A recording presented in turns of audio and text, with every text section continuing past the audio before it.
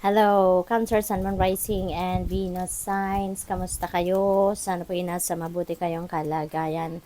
Welcome back po sa Star Tarot. Kung bago kayo rito, welcome din kayo. Thank you sa inyong support. I truly appreciate it. God bless you all.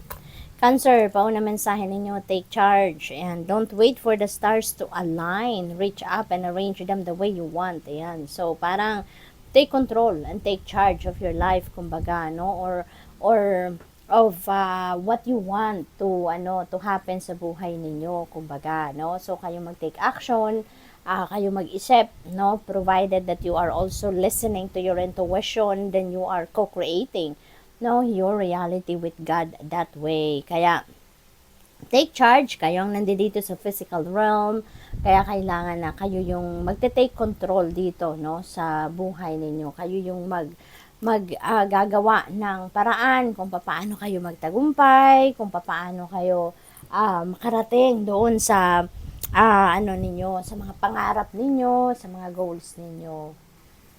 What else? We have love to the moon and back. Wow, napakaganda naman, napaka-sweet. So, most likely you are oozing with love sa ngayon. Puro pag-ibig, pagmamahal ang nilalaman ng puso ninyo sa ngayon. At maybe you're also seeing things, people in the eyes of love, situation in the eyes of love, yung ganon. Kaya napaka-swerte, napakaganda, no? What else? We have full moon. Protect your energy and hold your stars close. Ayan. So, protect your energy. At isa sa mga pinaka-effective way of protecting your energy, Cancer, is for you to surround yourself with positive people. Positive thinking people, happy people. That way, parang there will be no room for negativity. Kasi kung high vibe yung mga nakakasama ninyo, nakakausap ninyo, so ganun din kayo. Magiging ganun na din kayo. Mahahawaan kayo ng lightness ng kanilang energy, ng vibrancy nila, no? What else? We have light without the dark, we'd never see the stars. 'Di ba? Totoo. Kung hindi rin, parang in other words, kung hindi tayo nagkaroon ng mga failure sa buhay, kung hindi tayo minsan nagkaroon ng problema, hindi natin maa-appreciate yung success natin. Hindi natin maa-appreciate yung tagumpay sa paghamon ng buhay. Parang hindi natin yun makikita, hindi natin mapapansin yung contrast, hindi ba? So, tingnan natin kung ano pa ang ganap, ano pa ang mga mensahe para kay Cancer.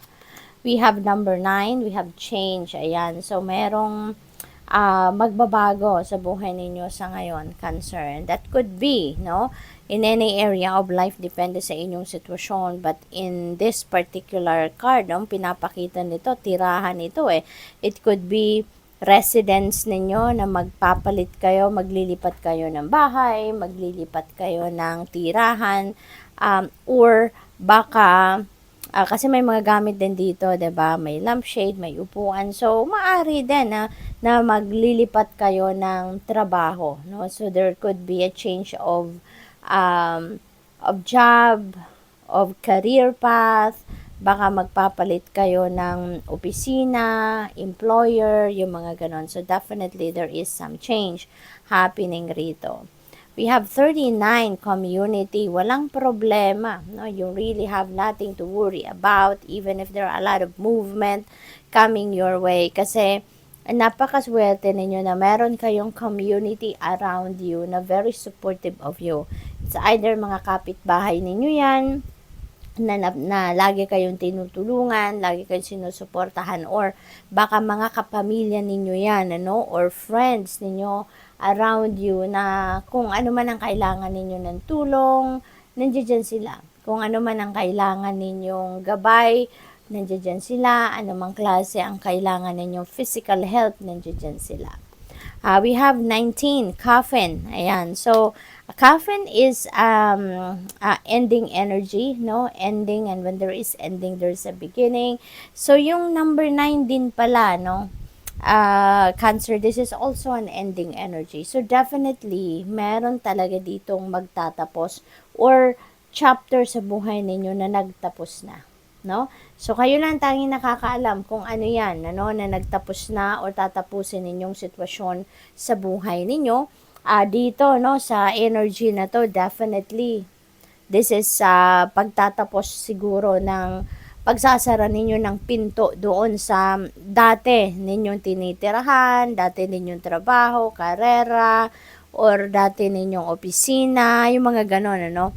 At sa caffeine energy, that could be also referring to this. So, but for others of you, depende sa inyong sitwasyon, no? But there is something that you are going to put an end to it, no? Dahil handa na kayong magbagong buhay, handa na kayong mag-embrace ng newness sa buhay ninyo.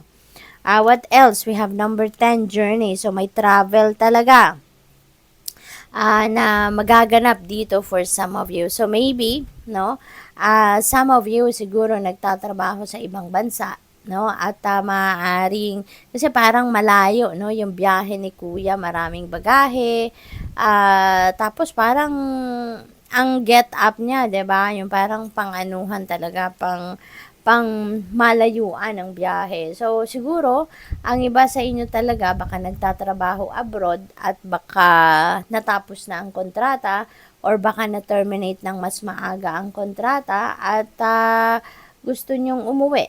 No? Maaaring ganun ang ganap. Baka gusto ninyong umuwi for good dahil ang dami-dami niyang bagahe, so baka wala nang balikan yan, or ang iba sa inyo baka magtatagal ang bakasyon. Baka magbabakasyon muna kayo at kayo ay magi-stay ng matagal-tagal, no? Sa kung saan man kayo uuwi. So, possible na ganun din ang ganap dyan. What else? We have 18, child. So, there is, speaking of ending, there is beginning talaga, no? So, this is an ending, and this is a beginning energy. So, most likely, Cancer, ang iba sa inyo talaga, meron sisimulang bagong buhay. Magsisimula kayo ng bagong chapter sa buhay ninyo. Cancer, kaya good luck sa'yo. That could be talaga trabaho or mag-negosyo na kayo. Maaring ang iba sa inyo, uuwi na, no? Sa Pilipinas para dito na manirahan, magnenegosyo na, you're becoming an entrepreneur, no? Siguro natapos na din ang kontrata ninyo sa trabaho, kaya uuwi na kayo for good. So, maaring ganon, ano? Ang iba, baka sumubok lang ng tumira sa ibang bansa, nag-migrate for quite some time at ngayon baka uuwi na kayo for good at kayo ay magnenegosyo na, no? Magsisimula ng bagong buhay dito, maaaring ganon.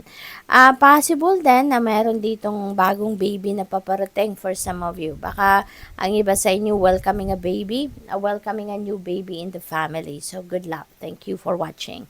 Love and light. Namaste.